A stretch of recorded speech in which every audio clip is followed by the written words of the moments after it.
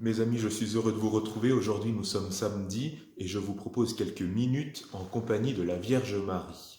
La semaine dernière, vous vous souvenez, j'évoquais avec vous Marie comme fille de Sion, c'est-à-dire comme héritière des promesses faites à Israël. J'évoquais avec vous Marie comme figure représentante à elle seule d'Israël tout entier.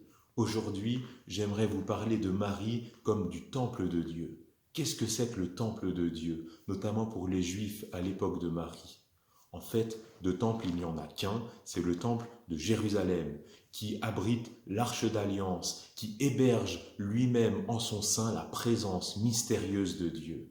Et lorsqu'un Juif accomplit un pèlerinage à Jérusalem et tourne son regard vers le temple, il a conscience d'une chose, c'est qu'il ne regarde pas simplement un tas de pierres, mais qu'il contemple la présence de Dieu qui rayonne dans la ville sainte et dans le monde. Dès les origines du christianisme, les regards chrétiens se sont tournés vers la Vierge Marie et ont contemplé en elle le nouveau temple de Dieu, parce que Marie, en son sein, héberge l'enfant Jésus-Christ, à la fois vrai homme, c'est sûr, mais vrai Dieu aussi. Les regards chrétiens, en contemplant Marie, ayant reconnu le nouveau temple de Dieu. Marie héberge la divinité qui rejoint et qui sauve le monde. Ce qui est intéressant, c'est que cette notion de Marie, temple de Dieu, est très proche, à mon sens, de l'idée de virginité de Marie. Marie est vierge et mère. D'où est-ce que nous tenons cela? Eh bien, tout simplement des évangiles, notamment de l'évangile de Saint Matthieu, ou de manière moins explicite, c'est vrai, mais dans l'évangile de Saint Jean, à la fin du prologue, lorsque l'on nous dit que cet enfant n'est pas né d'une volonté charnelle, d'une volonté d'homme, mais qu'il est né de Dieu. Et puis la virginité de Marie, nous la retrouvons de manière très explicite dans l'évangile de Saint Luc, en particulier avec le récit de l'Annonciation, lorsque l'ange Gabriel va visiter la Vierge Marie et lui dit « Réjouis-toi, comblée de grâce, le Seigneur est avec toi, et tu vas concevoir et enfanter un fils. » Et Marie lui dit « Mais comment cela va-t-il se faire puisque je ne connais pas d'homme ?» Ce qui signifie pour elle « Puisque je n'ai pas de relation conjugale. » Et l'ange lui répond « L'Esprit Saint viendra sur toi et la puissance du Très-Haut te couvrira de son ombre. » Et Marie conçoit ainsi le Sauveur du monde. Quel est le sens, mes amis, de cette virginité de Marie, au-delà des débats scientifiques? La virginité de Marie, pour la comprendre, il faut remonter loin dans le temps et loin dans les Écritures.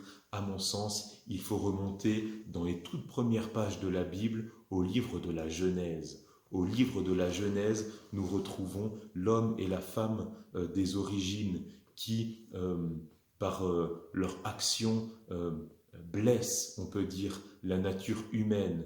La nature humaine a quelque chose de blessé et cela se transmet non seulement à l'homme et à la femme des origines, à leurs enfants, aux enfants de leurs enfants, mais génération après génération. La virginité de la Vierge Marie évoque une rupture dans cette transmission de la nature humaine blessée pour faire place à une nature humaine sauvée. Jésus-Christ n'a rien à voir avec Hercule ou avec les dieux de la mythologie qui sont nés d'une relation entre un dieu et une femme. Ce n'est pas ça du tout. Jésus-Christ, dans le sein de la Vierge Marie, est une nouvelle création. Il est créé, on peut dire, à partir de rien.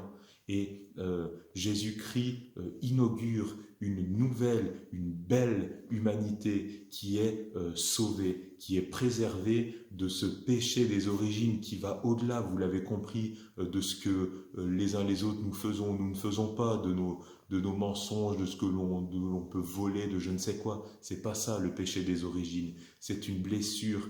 Et Jésus-Christ, parce qu'il est conçu dans le sein d'une vierge, coupe cette transmission du péché originel. Voilà, à mon sens, ce qui est important de réaliser. Voilà, à mon sens, pourquoi il est beau de contempler Marie comme vierge et mère. Voilà pourquoi, à mon sens, il est beau de contempler Marie comme temple de Dieu, En elle, Dieu surgit dans notre humanité pour nous rejoindre chacun de nous et pour nous sauver. Ce qui est intéressant, ce qui est très beau, c'est que dans les Écritures et dans les Évangiles, il est fait plusieurs fois mention des frères et des sœurs de Jésus. Qu'est-ce que cela signifie ? Dans l'Évangile de Saint Matthieu, par exemple, il est fait mention des frères et des sœurs de Jésus, au chapitre 13, me semble-t-il.